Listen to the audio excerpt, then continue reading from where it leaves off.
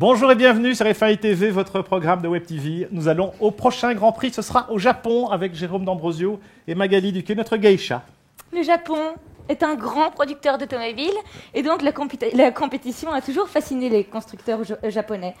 Honda, Toyota ont ainsi marqué la F1 de leur empreinte, notamment via des circuits qui leur appartiennent.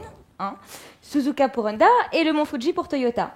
Cette année, le Grand Prix se déroule à Suzuka, une ville industrielle où Honda a installé un parc d'attractions aux abords du circuit. C'est vrai, c'est le seul circuit qui se croise avec un tunnel et un pont, le Grand 8. On est dans un parc d'attractions, Jérôme, mais c'est une piste très sélective, les pilotes adorent ça.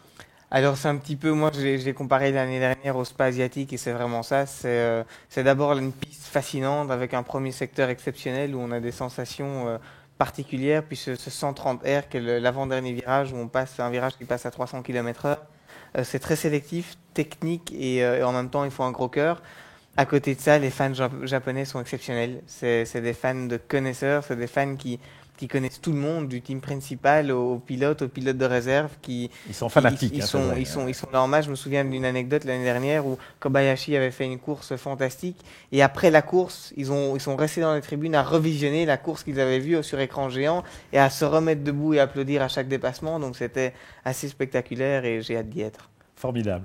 Alors Jérôme, sur un circuit comme ça, est-ce que tu compares par exemple tes réglages avec celui de ton équipier? Comment est-ce qu'on fait avec les relevés de télémesure? Est-ce que ça aide à améliorer son propre pilotage? Tout à fait, surtout à Suzuka qui est une piste technique et surtout dans ses premiers S où il y a beaucoup de techniques différentes qu'on peut utiliser, plus agressif en entrée, sacrifier un peu la vitesse minimum du virage ou faire l'inverse.